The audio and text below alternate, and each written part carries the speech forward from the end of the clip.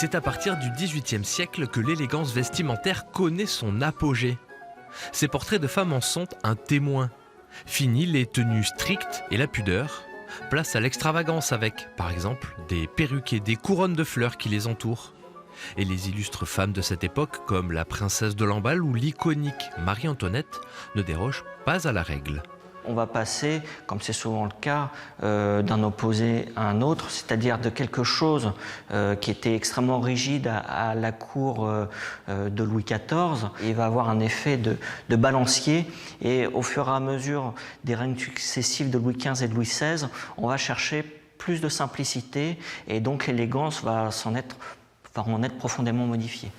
Dans cette exposition consacrée à l'élégance féminine au XVIIIe siècle sont affichés près de 40 portraits de la collection du roi Louis-Philippe, ancien résident du château d'Eu. Un lieu où les portraits ont toujours eu une grande importance. Le roi des Français en détenait près de 1000. Ces peintures permettaient entre autres de rendre hommage aux ancêtres de la famille. Ça montre la puissance de la famille, tout simplement. Et Louis-Philippe, à partir de ça, va créer, un petit peu comme il le fera à Versailles quelques années plus tard, des galeries complètes pour pouvoir, en quelque sorte, expliquer l'histoire de France et l'histoire du château à travers la décoration intérieure de sa résidence d'été.